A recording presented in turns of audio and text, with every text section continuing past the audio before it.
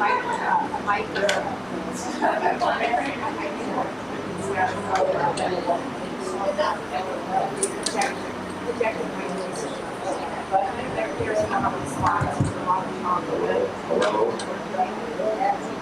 had joy, we had fun, we had seasons. Remember that vocal song?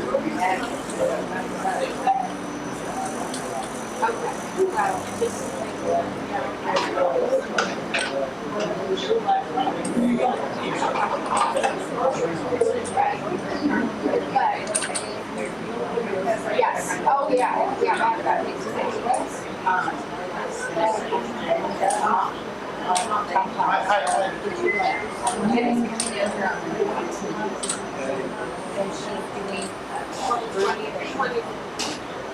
So it's Friday, Saturday, but on the 19th she's going to come and All right, are we starting? she needs to have something. I'm not ready. I need my amplifier and light. Is there? Good or bad? Yeah. I don't have one of those. Oh, you have stuff like that. Oh, Maybe, I don't know if I have the microphone set up. well. As you met Rope in the back. Hello, hello. Sandy, can you hear me? Sandy, can you hear me? Karaoke should go on. I can hear you. It's perfect. Oh, so he's coming in clear? They're just not paying attention. Sounds Okay. just like that. That's all I do. Okay. We can start. Carol's here.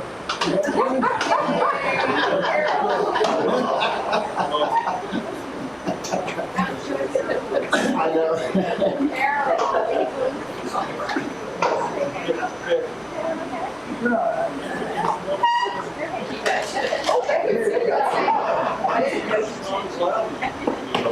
What?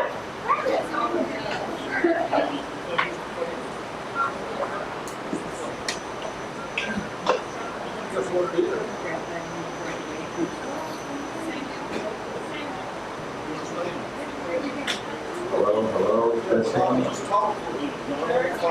You what? Talk for a minute.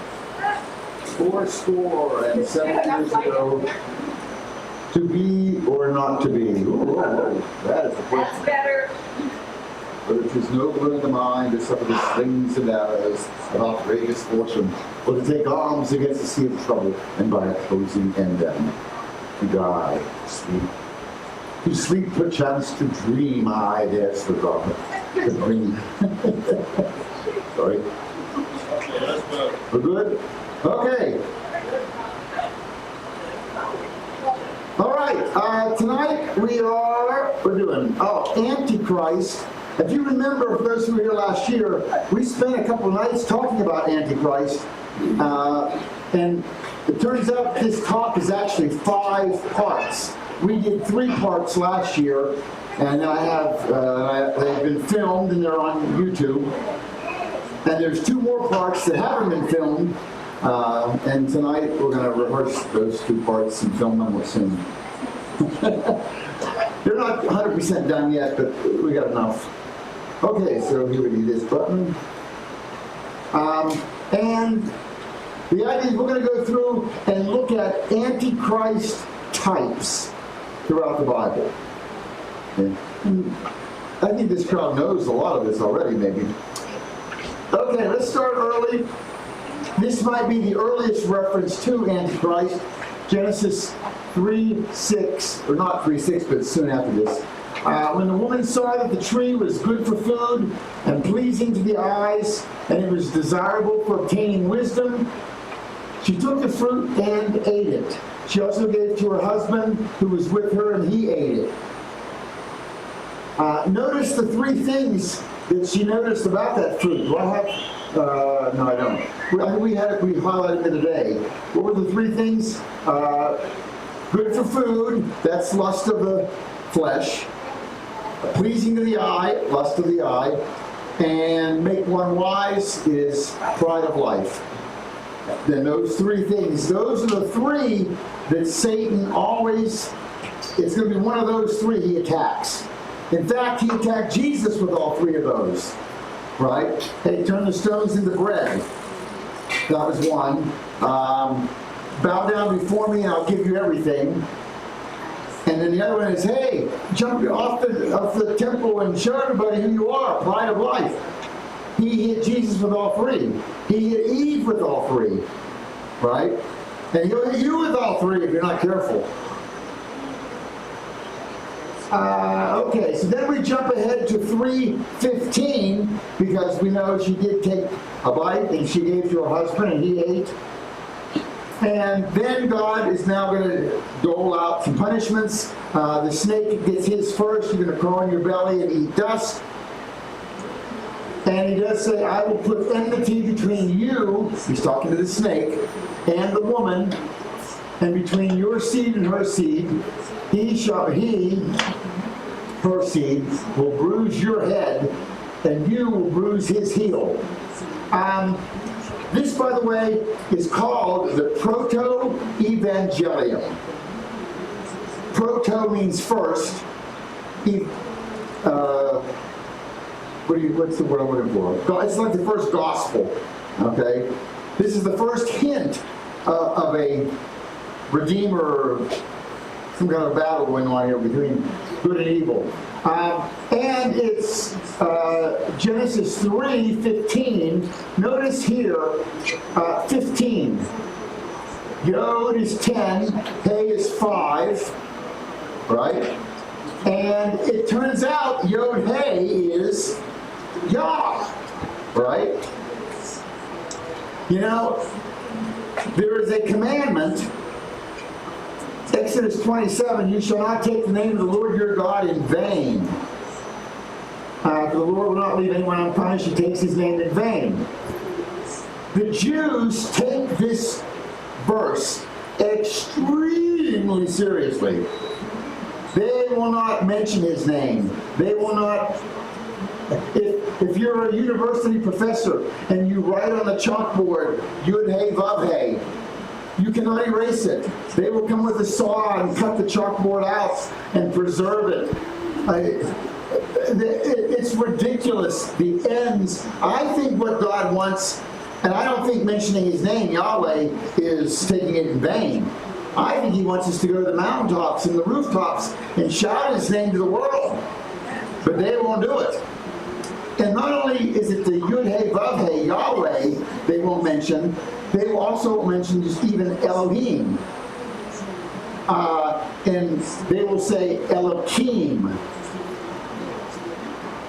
Because it's not, they've got loopholes for everything. It's just unbelievable.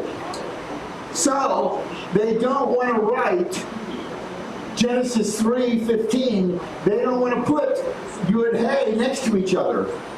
Because that would be maybe taking his name, Yah, in vain. So if you ever get a Hebrew Bible, Old Testament, written in Hebrew, this is what they will have. Genesis 3, the Gimel, here's Gimel, that's 3. And then they have Tet Vav. The value of Tet is 9, Vav is 6, gives you 15. So it's 3:15, but they don't have to write Yud Hey. How ridiculous. You understand? And it's every 15th verse throughout their whole Bible. That's how it's going to be. So he's going to put this enmity. Enmity is kind of hatred, animosity, hostility between the two. Between your seed, this is the snake's seed, and the woman's seed. The snake's seed will be Antichrist, and the woman's seed is Messiah. And the Messiah, is going to bruise his head. And Antichrist is going to bruise his heel. And Yeshua Jesus had nails driven through his heels. So that part of the prophecy came true. And on some level, Jesus was crucified at Golgotha, which is the head of the skull. And as he's hanging on the cross, as drops of blood drip, each drop that hits that head is a crushing of Satan's skull. In one sense, I know whenever Satan knows who Jesus is, and when he gets arrested, Satan's going, and then they beat him, and good. Satan's just laughing in delight, as the song says. And they pull his beard, they beat him, the crown of thorns, they're nailing him to the cross. And at some point, Satan's going to go, yes, yes, yes. Wait, no. Because he realizes this is the sacrifice that's going to save the world and defeat Satan. But Satan don't realize it, I don't think, until it's too late. That just had to be so cool to see. It would be cool if God had a video camera and he filmed all this stuff and we get to spend eternity watching it. Yeah. Okay. So let's look at some of the Antichrist types. And what I've done is, I know. Is that bread? No. Do you want bread to take home? No, thank you. But I will take a piece of bread or two to feed the fish. I'm serious. You have bread. So what I've done is, I know the traits of Antichrist, and we've covered them last year for those who remember, and we'll highlight them again. And then we look at people from the Old Testament and see who has the same traits. We were showing you Joshua is a parallel with Yeshua, Jesus. Moses is a parallel with Jesus. If Jesus has parallels or pre-types, so does Antichrist. Right? Makes sense. Okay. The first man born into this world is an Antichrist type. That kind of even makes sense, right? Because man, when we sinned, we went to the other side. Okay, and it says Abel, he also brought an offering from the firstborn of his flock, and the Lord looked favorably on Abel and his offering. And he did not respect Cain and his offering, and Cain was very angry, and his countenance fell. And the Lord said to Cain, why are you angry? Why is your countenance fallen? We know the verse before verse 3, we have Cain who brought a fruit basket, right? And he's bringing the animal blood shed. So we get an early lesson on what makes God happy. You don't want a fruit basket. And I don't either, by the way, in case you were thinking. Sending me off with one. Okay, so in 4:8, and Cain talked with Abel, his brother, and it came to pass when they were in the field, Cain rose up against Abel, his brother, and killed him.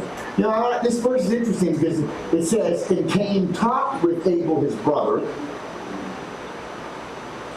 and it came to, we have no idea what they talked about. That's an odd thing. I don't know why that sentence is even in there. It's got to be in there for a reason, but we don't know what he talked about. He didn't just walk up and bonk him on the head. They were talking. And in Revelation 13:7, it says, then the beast was permitted to wage war against the saints and to conquer them and he was given authority over every tribe, people, tongue, and nation. So he's a murderer. So they're both murderers. There's a common thing. But you know what? It says here in verse 7, then the beast was permitted, and this is the Berean Study Bible version. I'm going to show you another version. Look here. It's the same verse. In the New American Standard, King James, New King James, it says, it was also given to him to make war with the saints. What's different? What did the last one say? Look at that. They ahead and put the word beast, which is not in there. The translations matter, what translation you're going to use, you know? And I don't like it whenever you added something, right? But I don't like this translation either. Because if you actually look at the Greek, it says, it was also given to it to make war with the saints. Now that I can live with. That Antichrist beast, it's not even a he. The Bible refers to it as an it. I like that. You know? And that's in the Berean literal Bible, has that. Okay, 1 John 3:12. Do not be like Cain, who belonged to the evil one and murdered his brother. And why did Cain slay him? Because his own deeds were evil, while those of his brother were righteous. So he's evil one. Okay. And Antichrist talks about the coming of the lawless one will be accompanied by the workings of Satan and every kind of power, wonder, sign, false wonder. So they are both of the evil one. There's a parallel. The lawless one, this is one of the names of Antichrist. Here's a bunch of others. And I think there's 46, don't quote me, 46 names referring to Antichrist in the Bible. I think I heard 13 in the New Testament, 33 in the Old Testament. Again, don't quote me on that. Cain was a liar. And the Lord said to Cain, where is Abel your brother? And he said, I do not know. And you know what it actually says in the Hebrew, because we always say, am I my brother's keeper? It doesn't say, it says, the keeper of my brother am I? It words it like that in the Hebrew. So Cain is a liar, pants on fire. And in the Antichrist, verse 10 of 2 Thessalonians 2, and with every wicked deception directed against those who are perishing, because they refuse the love of the truth that would have saved them. For this reason, God will send them a power of delusion, so that they believe a lie, and Satan, or Antichrist, liar. Their punishment is going to be too great to bear. And Cain said to the Lord, my punishment is greater than I can bear. And what is Antichrist's punishment going to be? Revelation 20. And the devil who had deceived them was thrown into the lake of fire and sulfur, into which the beast and the false prophet had already been thrown. There they will be tormented day and night forever and ever. That sounds like a punishment too great to bear.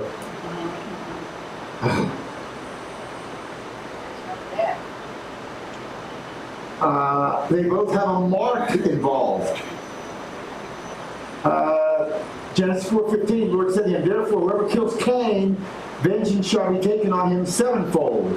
And the Lord set a mark on Cain, lest anyone finding him should kill him.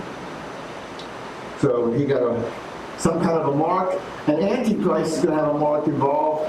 And the second beast required all people, small and great, rich and poor, free and slave, to receive a mark on their right hand or on their forehead, so that no one can buy or sell unless he had the mark, the name of the beast or the number of his name. You know, I've noticed an increase in tattooing.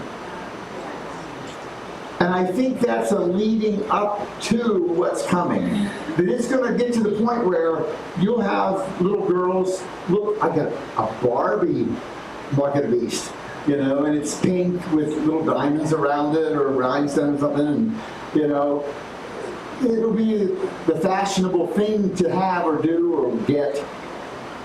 Huh? Yeah. It's going to be the thing to do. You know, I used to, when I was a child, if I were to come home and say, hey, Mom, I want to get a mark on my forehead or my hand, hell no! Slap me, what the hell are you thinking? And she doesn't even swear. She'd start But I think that's what's going to happen. Our generation has just changed. Okay, so those are the parallels between Antichrist and Cain. And now the next guy is Lamech. Anyone know who Lamech is? This is not. No, it's not Dad. It's not Noah's father. That's a different Lamech. Okay.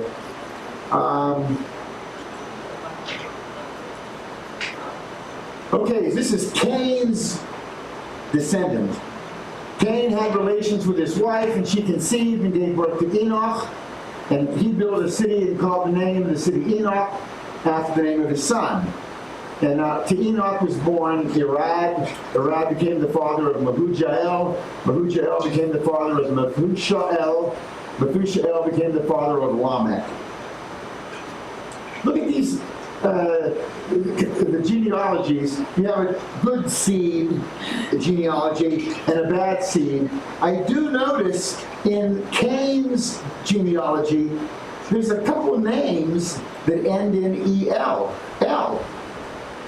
So, I don't know. Cain did bad, but did Cain repent, convert, or did some of his descendants get it? Because they named their kids with God's name in there, you know. And here's the other Lamech down here, Noah's father. Okay, Lamech took to himself 2 wives. The name of one was Ada and the other was Zillah. So he's a man of lawlessness because Genesis 2:4, for this reason a man shall leave his mother and father and be joined to his wife, and they shall become one flesh. You should be having 2 and 3 and 4 wives, right? I think that's the point. Yes. So,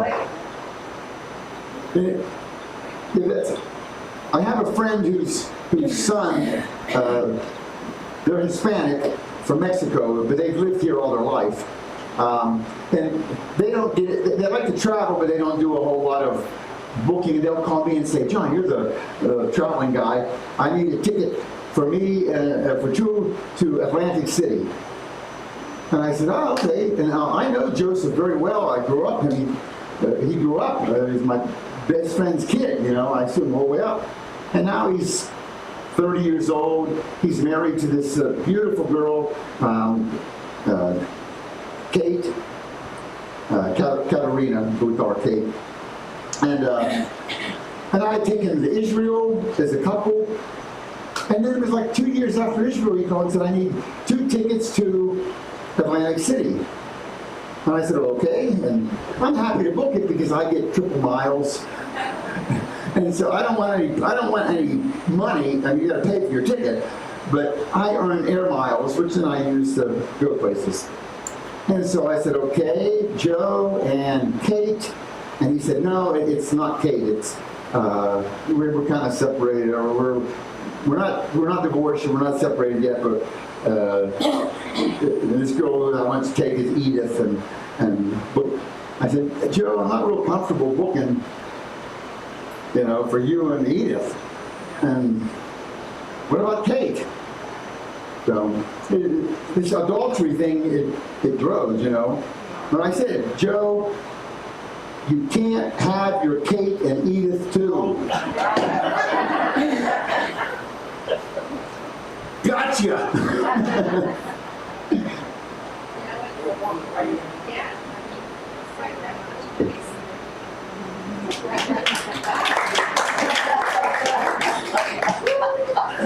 The funny thing is, that whole story is true.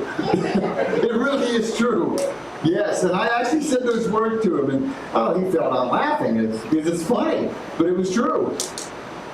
That was one of my best offers. Okay, Lamech said to his wives, Ada and Zillah, "Listen to my voice. You wives of Lamech, give heed to my speech, for I have killed a man for wounding me, and a boy for striking me. If Cain is avenged 7-fold, then Lamech 77-fold. So we know Lamech is a murderer. Okay? And we already said last time that Antichrist was a murderer. We showed that with Cain. It's Cain. Mormon in Hebrew means power. Does it? Oh, okay. Genesis 4:24. I think Lamech was prideful because he's referring to, remember Cain, the Lord said, therefore whoever kills Cain, vengeance will be taken on him sevenfold. And he put the mark on him so that he wouldn't be, okay. So Lamech is saying, if Cain is avenged sevenfold, I'm 77-fold. There's some pride there, okay. So he is prideful. And one of the names of Antichrist is the willful king, which is pride. Right? That's the same verse. Let's see what we're. I think I put this slide in because it shows the two seeds. One is going doom and gloom and murder and revenge and avenging and blah, right? Yet the good seed, because God appointed, we named him Seth because God has appointed me another offspring. So God's showing his mercy on the one line and doom and gloom on the other. There are these two things that are happening from God. Next guy is Nimrod. I think he might be an Antichrist character. Let's go here.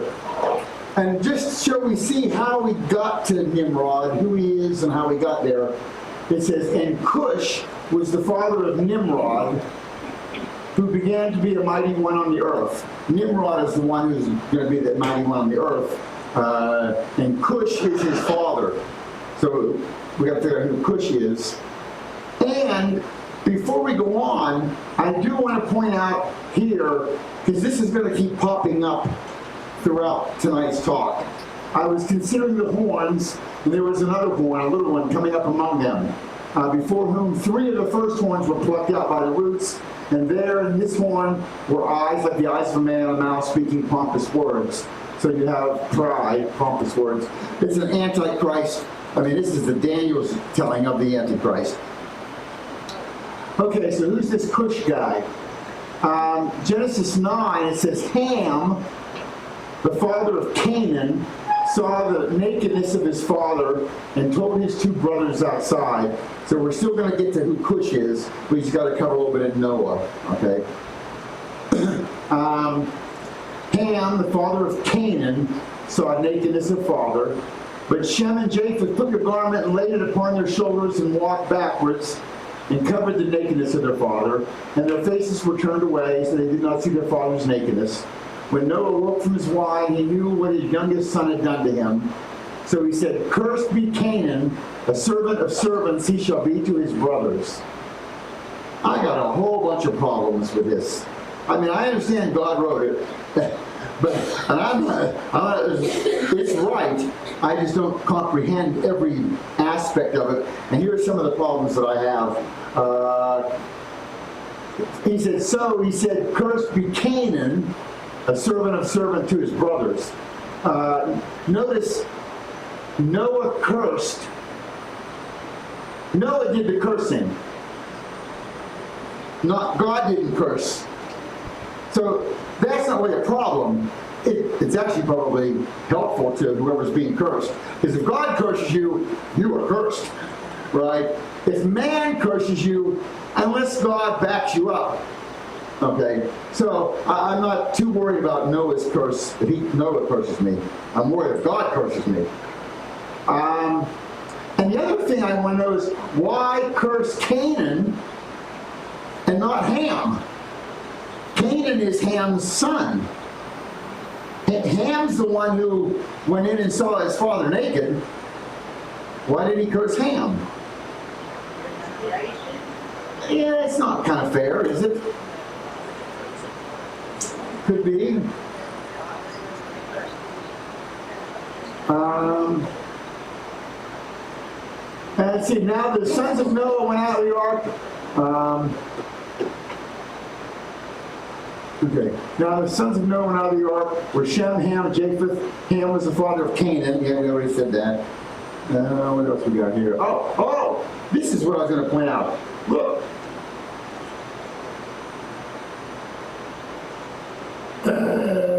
Ham is the father of Canaan. So, what relation is Shem and Japheth to Canaan? They're uncles, right? In verse 18. But in verse 25, this is Noah saying, "Cursed be Canaan, a servant of servants he shall be to his brothers." He's actually, these brothers he's referring to are Shem and Japheth. So it's kind of implying that Canaan is brothers to these two, but earlier it's uncles. So there's a little discrepancy there. I mean, there's a discrepancy with him cursing the next generation instead of the one who actually did the sin. Here's another thing. It says, Noah awoke from his wine and knew what his youngest son had done to him. And who's this? Which son did the thing? Who did the bad thing? Which son? Ham. Okay. Well, look. Every time you hear about these three boys, Shem, Ham, and Japheth. That's the order. And look how many times I put them all. A whole bunch of different examples. They always list them: Shem, Ham, Japheth. Yeah. But they're now telling us that Ham is the youngest. So why isn't it Shem, Japheth, and Ham? It's not.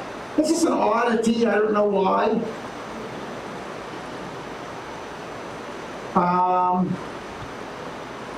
But we have these three boys, and one of them turned out bad, right? The one who saw the nakedness. And in Revelation, it says its tail, we're talking about Satan here, its tail swept a third of the stars out of the sky and flung them to earth. The dragon stood in front of the woman who was about to give birth so that it might devour her child the moment he was born. The point I'm making here is a third, because there's all these angels in heaven, but a third of them turned out bad, and 2/3 would have been good. That's the same ratio. Thank you. That's the same ratio. I was a math teacher. I can't think of it. It's the same ratio as Ham, and you had 2 good boys and 1 bad. In the Table of Nations, Genesis 10, it says the sons of Ham were Cush, Mitzrayim, Put, and Canaan.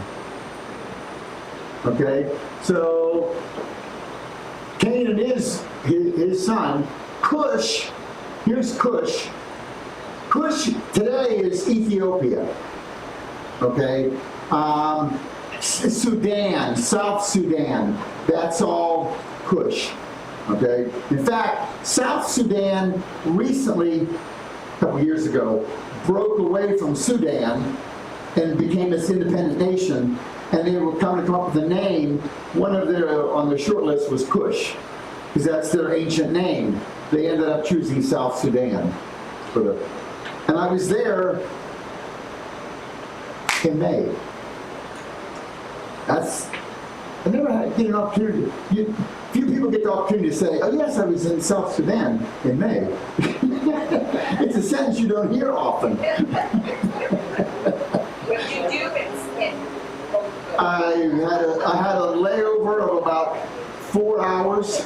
My goal is to visit every country on the planet, and I found a flight that was going from A to B that stopped there. okay. And I Did you scratched it go to off. the airport? I left the airport. I was in the parking lot. I was in the little road leading to it. Not much beyond that. It was hot.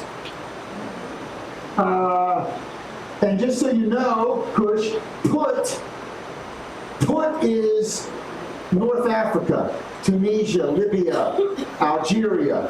That's all areas. The ancient name is Put. And you will see these in Ezekiel 38. You know, the Gog-Magog battle. Some of the players there are Put and Cush. Your translation may translate them as to other, but Ethiopia or something else. But the original says Cush and Put. Mitzrayim is always Egypt. That's Mitzrayim. Okay, so don't ever confuse when it's Put, it's North Africa, but not Egypt. Cush is all that below Egypt, but not Egypt. Mitzrayim is Egypt. And here are their modern day equivalents. Okay, Cush was, so Cush was the father of Nimrod, who began to be a mighty one on the earth. He was a mighty hunter before the Lord, so it is said, like Nimrod, a mighty hunter before the Lord. Okay? So now we know who Nimrod is. He's a mighty hunter. Notice the word mighty shows up 3 times in 2 verses. That's odd. You know? So because it's 3 times, I went ahead and put the word in there. It's Gibor. Okay? That means mighty. We see that one other place that's very famous, and that would be Isaiah 9:6, the Christmas part, another Christmas card verse. For unto us a child is born, unto us a son is given, government will be on his shoulders, his name will be called Wonderful, Counselor, El Gibor, Mighty God, Abiad, Everlasting Father, Sar Shalom. Sar is Prince of Peace. Okay? So, yeah, and it's interesting. I was sitting in Israel at my friend's house, and they had a friend over. She was a Christian who converted to Judaism from America. She moved over there and married a guy over there, and she's not Jewish. I mean, I understand that Ruth became part, and I don't want to say she's not Jewish, because you do get adopted in. But she just has I don't know. She tries so hard studying all the laws to fit in. The average Jew that she hangs out with doesn't do that. You know? So they always ask her to come over and argue with me, because they know she knows, but you know, and she's just annoying. But I showed her, I said, look, this verse says El Gibor. What does that mean? It's not like Jaja and Ava's brother. You know? The Messiah is going to be El Gibor, mighty God. Oh, it went on and on and on. Because she doesn't know right away. She goes, hold on. And then she gets on the computer and she's looking up what some rabbi has said, how to combat that if someone brings that up. And this happened like 10 years ago, so I don't remember. Again, it was just psychobabble talk, you know. Okay, he began to be a mighty one on the earth. This is kind of like the Daniel thing we showed earlier with the little horn sticking up. A little horn, 3 poured out by the roots before it. He possessed the eyes of man. So the little horn took over, or became the leader of the 10, or poured out the 3. Let's see.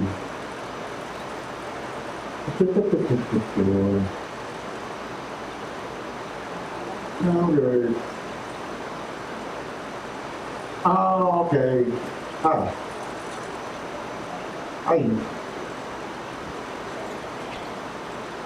Okay, Daniel is giving description of this Antichrist character. Here's some of his traits. This king will do as he pleases. He will exalt and magnify himself above every god. This is Daniel's prophesying about this Antichrist guy who's coming in the end. So it's not happening at Daniel's time. He will speak monstrous things against the God of gods. He will be successful until the time of wrath is completed. For what has been decreed must be accomplished. Neither shall he have regard, nor shall regard the gods of his fathers, nor the desire of women, nor regard any god, for he shall magnify himself above all.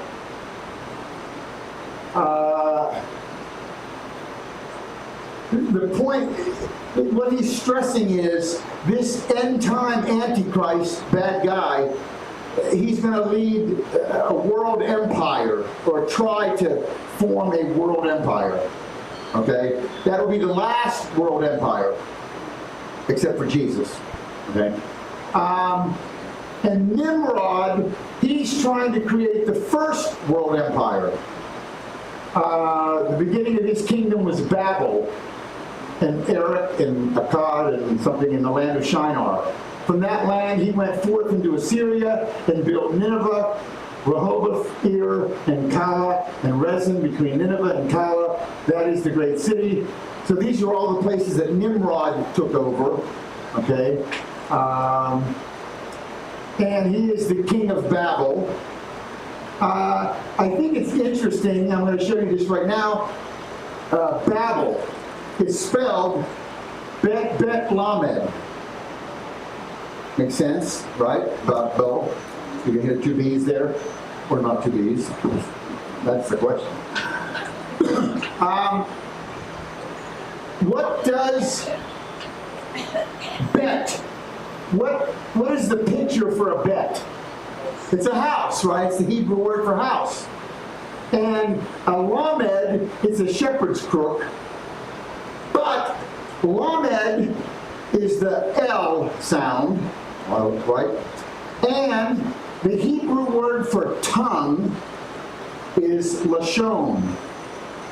It begins with an L. And you use your tongue to praise God, right? You may, the big praise word we always use is hallelujah. You hear all those L's, you hear that, the tongue is flapping, right?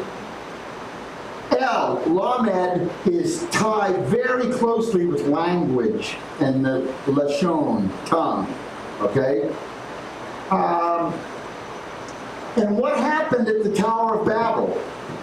They were all speaking one language, and then they split them up. And this house is speaking a different language than that house. The houses got separated, and everyone got... So it's kind of a little hint in the word Babel, okay? Not to mention that what it sounded like when everyone started speaking different languages, it sounded like everyone was just babbling, right?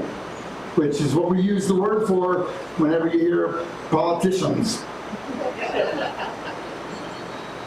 So Nimrod is the king of Babel.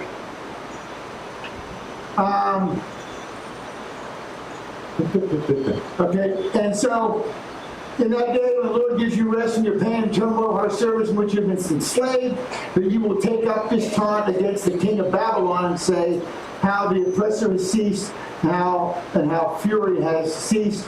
So this is later on, they're talking about the Antichrist, and he's referred to as the king of Babylon. So it's kind of similar to Nimrod was the king of Babel, and Antichrist is king of Babylon, and Nimrod is a type of that. King of Babylon, it's one of his names. Yeah, just showing you there's similarity there. Okay, now here it is, the story of Babylon. Whole earth used same language, the same words. They journeyed east and found a plain in the land of Shinar and settled there. They said, come, let us make bricks and burn them thoroughly. And they used brick for stone, and they used tar for mortar. And I think, did we have a picture?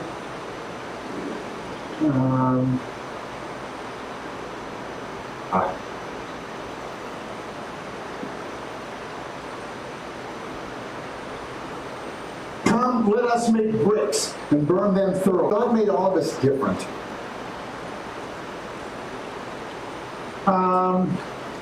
And he says in 11:4, come, let us build for ourselves a city and a tower whose top will reach into heaven, and let us make a name for ourselves.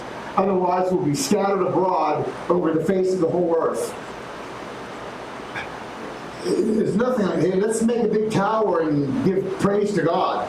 No, let's make a name for ourselves. It's all self, pride. Otherwise, we'll be scattered abroad.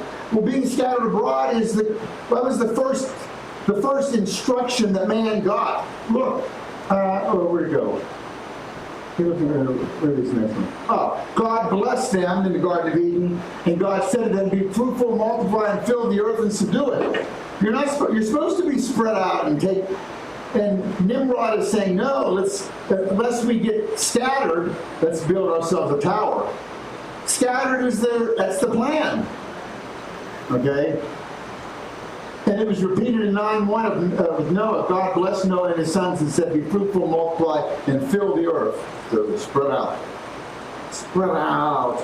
Mo used to say that Larry and Pearl, remember? Yeah. Why, certainly. Okay, and the Lord came down to see the city and the tower and the sons built. The Lord said, behold, they are one people, and they all have one language. This is what they begin to do. Now nothing which they purpose to do will be impossible for them. So God realized it's a fool's errand to try to build it. You know, we got to stop them. So then God says, come, let us go down. There's a hint for 3. And they're confused their language so that they will not understand one another's speech. The Lord scattered them abroad from the face of the whole earth, and they stopped building the city. And so we have God overthrew the building of, and again, that's the bad side that gets overthrown. The good side, with his mercy, the Lord said to Abram, go forth from your country and from your relatives and from your father's house to the land which I show you. So if you're on God's good side, good things coming. Here's the let us make bricks. That's so communist, you know. You don't want anybody to get ahead. Everybody's equal, except the leaders, of course. They're living large. And God makes stones, not bricks. All different. Okay. We already saw that. So Nimrod, a type of Antichrist, versus Abraham or Abram. I did want to show you, I paused this. Uh-oh. That needs to be there. I hate it when man, that really gets me. I make a mistake like that. So embarrassed.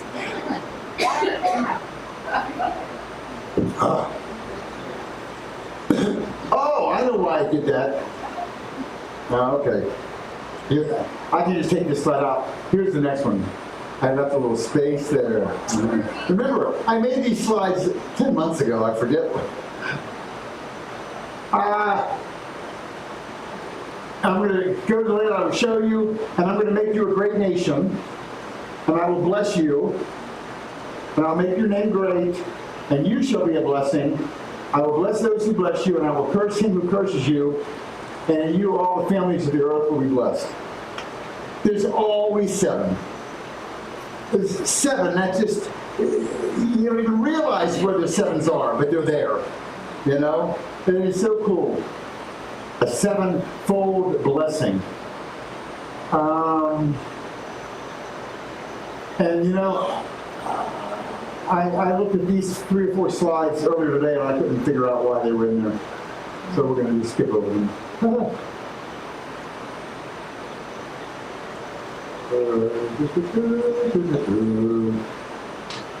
I think we're coming to the next guy.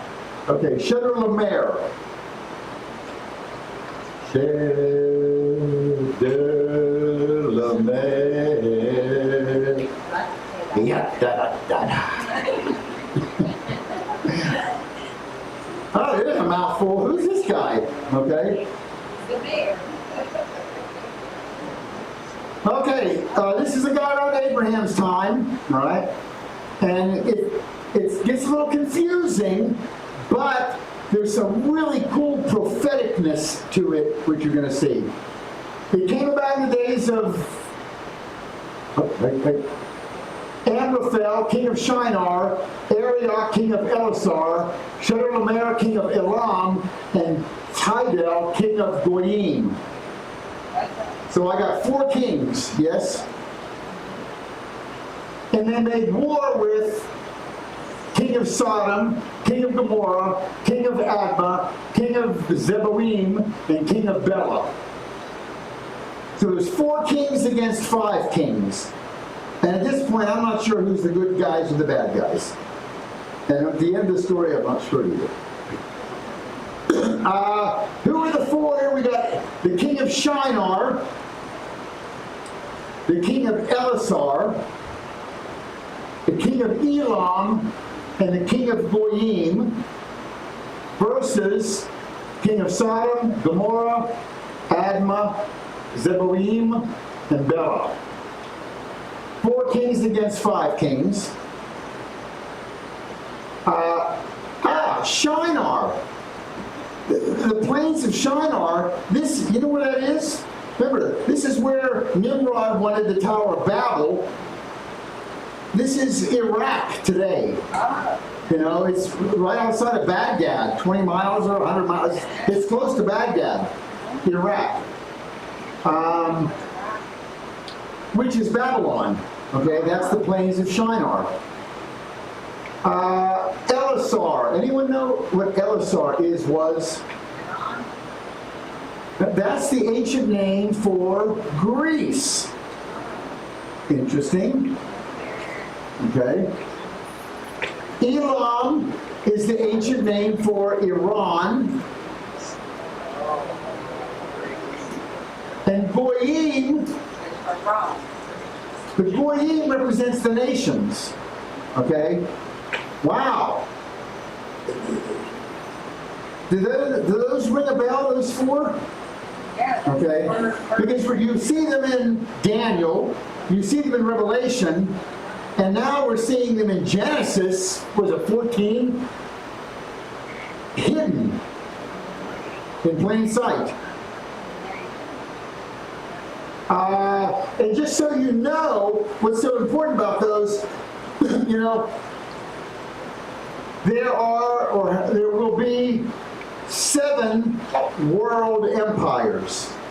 7, always 7. There's actually going to be an 8th one because Jesus will. It's the new beginning. So 8 is always new beginnings.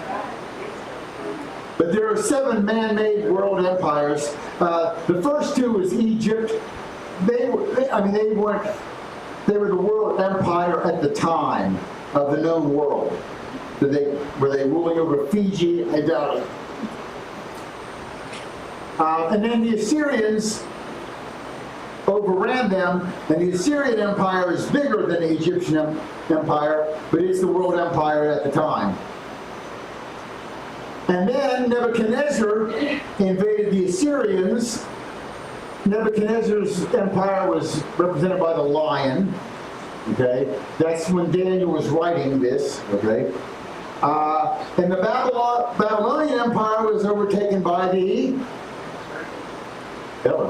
Persian Empire, and their symbol was the bear. Okay, and then they were overtaken by the Greeks, which is represented by the leopard, and they were overtaken by, the Greeks, before we continue, the Greeks, the leopard that Daniel described, the leopard had 4 heads. And Greece, this was Alexander the Great. And he died young, and he had 4 generals. That's the 4 heads. And they divided the empire into these 4 groups. Okay? And then they were taken over by the Roman Empire. And that would be the 4th beast. And, so how many is that? 1, 2, 3, 4, 5, 6. There's a seventh one coming, and that's going to be, by the way, that SPQR, that's what that means. I always wondered, you always see that on the Roman flags. I thought I'd look it up. The Senate and the people of Rome. And then you have a revived Roman Empire that's coming in the end of days. When did that begin? I believe it began 1957 with the Treaty of Rome. That was the Treaty of Rome. It started out with was it 6 countries decided let's form a little economic union, and then others joined in. Now I think there's 27 or something countries. It's the revived Roman Empire. And it's interesting that whole started with the Treaty of Rome, which really hints that it's the revived Roman Empire. Look up Treaty of Rome, yes. I just signed last year on the 25th of March that we are no longer the United States, that we are now the United Nations, one world order. And he's also Catholic, and he also made a pact with the Pope, this Catholic Pope. So it all ties in with the reviving Roman that you just talked about in 1957. Okay, what do we got here? Oh, by the way, here are the 4 that are mentioned with Chedorlaomer. Look at Daniel's vision. Daniel, he talks about his vision going from the lion, then the bear, then the leopard, then the 4th beast, which is the first Roman Empire at the time. In the book of Revelation, John refers to the same 4. But John refers to them, the beast, then Greece, then Persia, then Babylon. Notice, Daniel is looking forward. He sees Babylon, and then Persia's taking over, and then Greece, and then Rome. John's looking at it from his perspective. First was the revived Roman Empire, which is Antichrist, and before that was Greece, then Persia, then Babylon. So they're seeing the same thing, but they're looking at it from different angles, right? One's looking forward, one's looking back. And it says, all these kings came as allies to the valley of Siddim, that is the Salt Sea. For 12 years they had served Chedorlaomer, but in the 13th year they rebelled. So what I have here is, it says that all these kings served him, which makes Chedorlaomer a king of kings, right? And Antichrist, there were 10 horns, you saw 10 kings who have not yet received the kingdom, but will receive 1 hour of authority as kings along with the beast. These kings have one purpose, to yield power and authority to the beast. So again, you have Antichrist. He's going to be a king of kings. Okay? Not the king of kings, a king of kings. I got to read all this. What is it? Where we're reading here? Oh, yeah. Okay, we're going to skim through.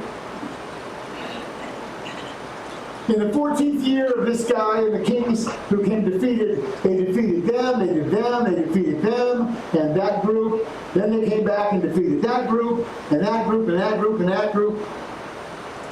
And they also took Lot, Abram's nephew, and his possessions and departed, for he was living in Sodom. So this Chedorlaomer, he defeated lots of groups. Okay, and we read, I don't know anything special about those names. I am sure God has something hidden in every one of those names. I just haven't looked into it. So, and the point is this, that Chedorlaomer defeats the nations. That's the parallel we're looking for in all that reading, because Antichrist is going to attempt the same, right? They also took Lot, Abram's nephew, and his possessions. So we have, that's a picture of persecuting Israel, isn't it? If you're attacking Abram's kin, that's attacking Israel. And in Revelation 12:13, the dragon saw he was thrown down to earth. He persecuted the woman who gave birth to the male child. That's Israel. So there's that parallel. This is one of my slides that I'm working on. And I think of ideas and I put them together and I got to move them apart. That's just how you wonder how these slides get put together. They look like that at some point. I like this. You ready? Then a fugitive came and told Abram the Hebrew. Now he was living by the oaks of Mamre, the Amorite, brother of somebody, and the brother of somebody, and these were allies with Abram. When Abram heard about his relative had been taken, he led out his trained men, born in his house, 318, and he went in pursuit as far as Dan. He divided his forces against them by night, he and his servants, and defeated them, and pursued them as far as Hobah, which is north of Damascus. The thing I want to point out here is, Abram, when he heard that his kin, Lot, was taken, he mustered, he led out his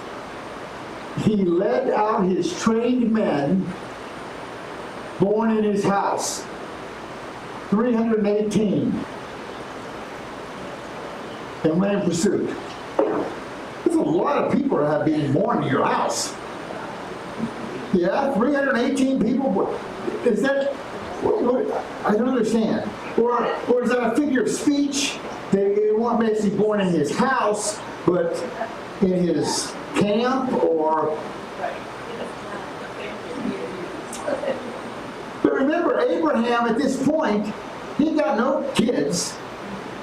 So who is this? Is his family member? What family members? The come up with 318 people who were born there. You know, right now it's just him and Sarah, right? It's odd. Here's a possible solution. Abram said, "Oh, Lord God, what will you give me since I am childless? And the heir of my house is Eliezer of Damascus." Remember this? Okay? And then this is what God promises him, he's going to have a son. And said Abram, Adonai Yahweh, okay? Here's Eliezer of Damascus. Here's Eliezer. We mentioned last night, Eliezer, El is God. L-E, here's God. Put a Yod, my God. Etzor is helper. God is my helper, right? You know what? If I take the gematria of Eliezer, let's put those numbers in. 1, 30, 10, 77, and 200.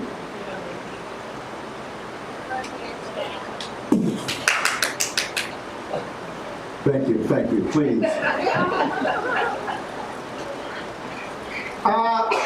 So, again, I don't know whether it was Abraham and Eliezer went and got the kid, or were there physically 318 men who went and got the kid. It could be either one, or it could be both. You know, maybe it was 318, Eliezer led them. But it is interesting that it mentions 318, and we know Eliezer is his most trusted servant. Okay?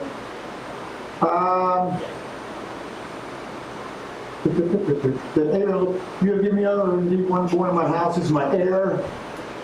Yeah.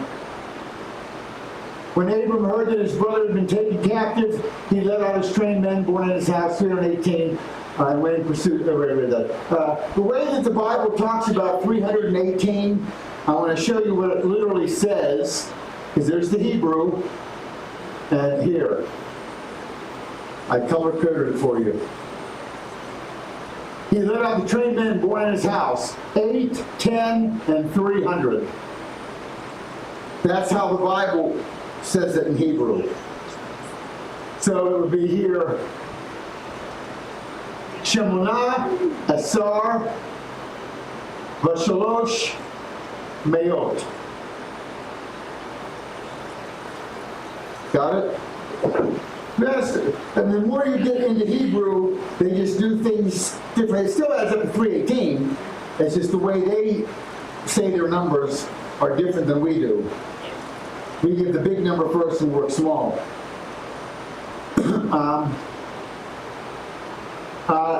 Abram brought back all the goods and also brought back his relative Lot and his possessions, also the women and the people. And after he's returned from the defeat of Chedorlaomer and the kings who were with him, the king of Sodom went out to meet him at the valley of Shavah, that is the king's valley. I think what we have here is that there was they were defeated in the king's valley, Chedorlaomer was, and Antichrist is going to be defeated in the Jezreel valley. They're both going to be defeated in a valley. The Jezreel valley is Armageddon. There. Here's Absalom's pillar in the King's Valley in Jerusalem. If you've ever been there in Jerusalem, there's the King's Valley.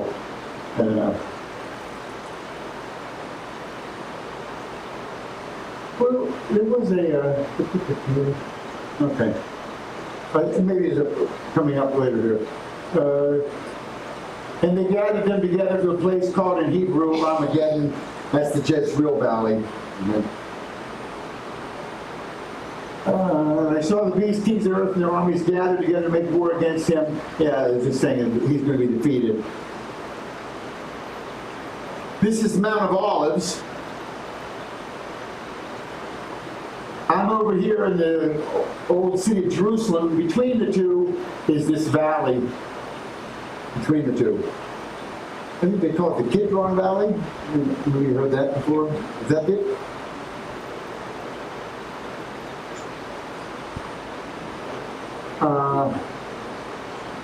And remember David's son Absalom, very proud. Absalom in his lifetime had taken and set a pillar up for himself, which is in the King's Valley, where he said, I have no son to keep my name in remembrance. He called the pillar after his own name, his own name, and to this day it's called Absalom's monument. So that one that you just saw there, that Absalom built that, he's David's son, so it's been there for a while.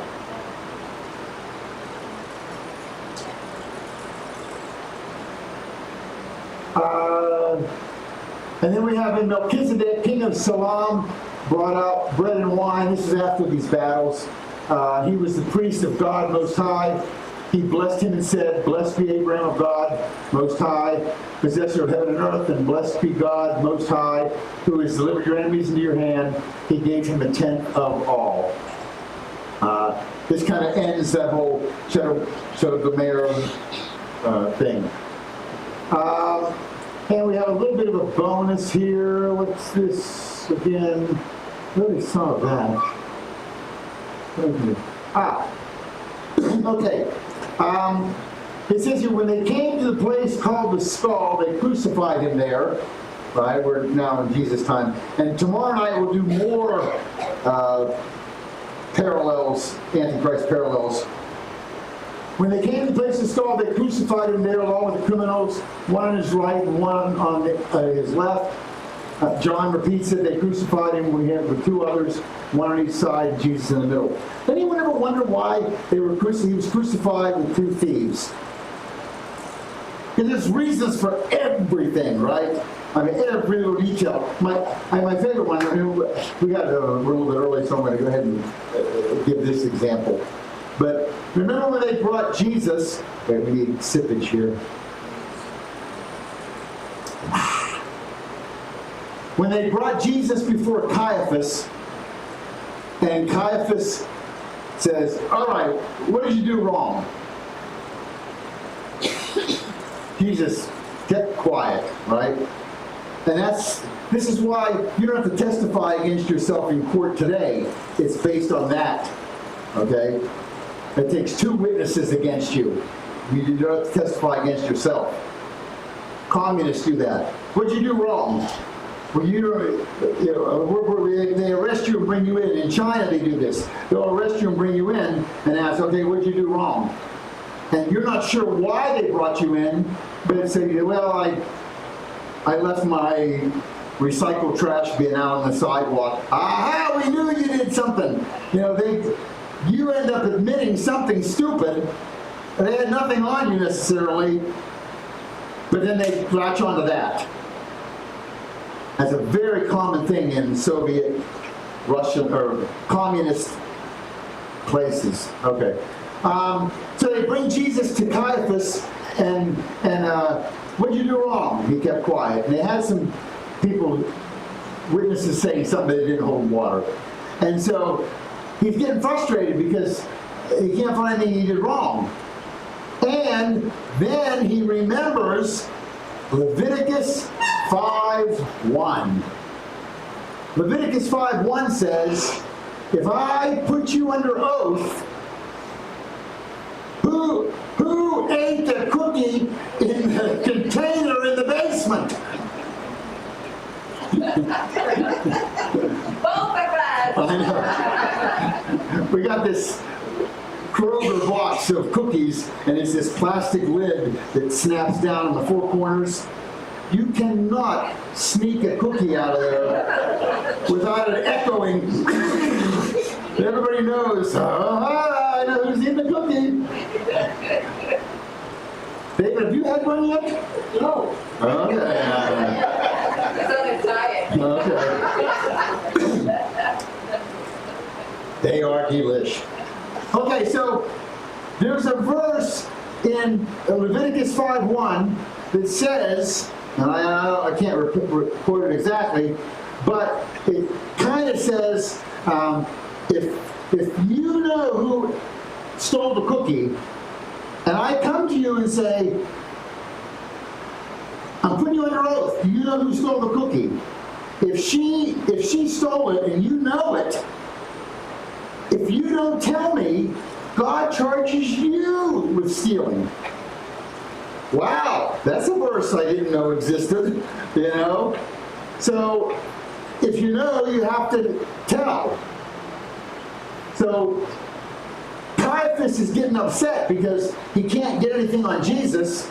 So, he whips out Leviticus 5:1. All right, Jesus, I put you under oath. Are you the Messiah, the Son of God? Jesus is now in a pickle. He has to answer if he knows the answer. You understand? That's what it says.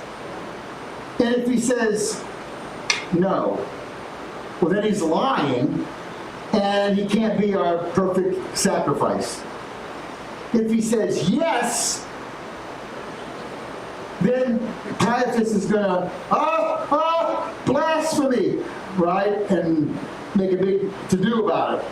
Well, that's what happened. Jesus can't lie, so he says yes, and Caiaphas went, and he grabbed his, do we need to hear any more? He puts on a big, imagine the Democrats, okay?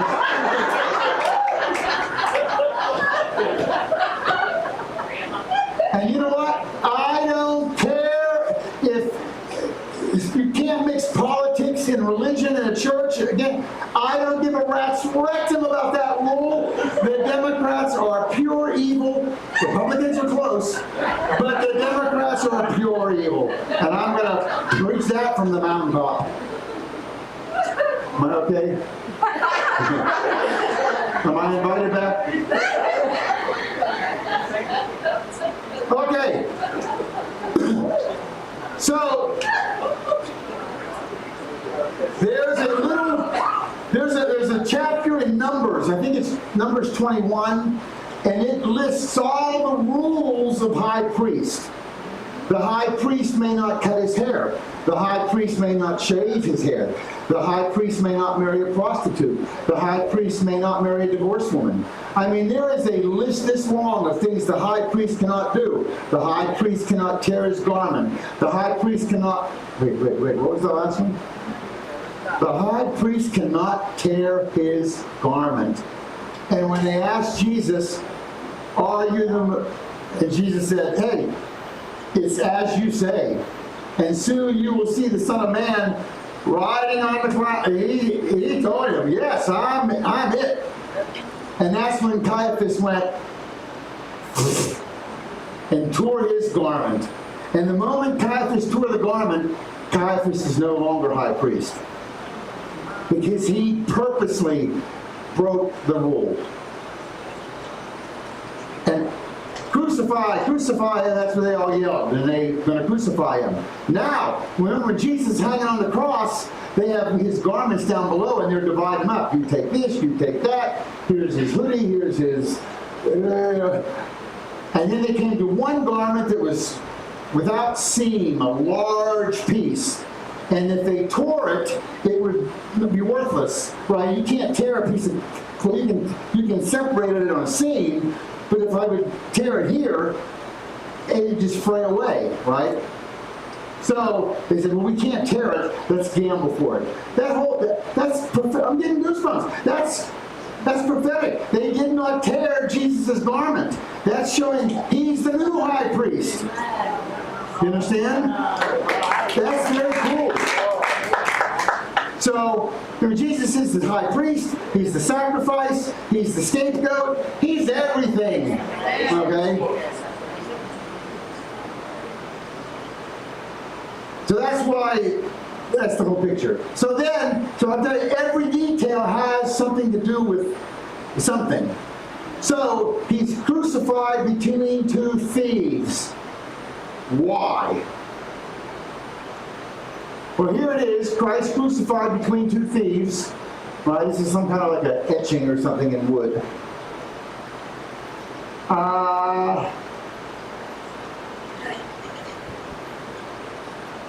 Tree between two thieves. A tree between two thieves. Why didn't they ever tell us that in Sunday school? Why did they make me wait 62 years to hear this? You can show that picture in Sunday school.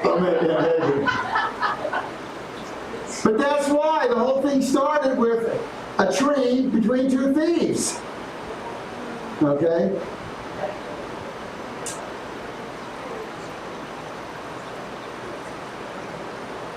Okay. I think we're done tonight.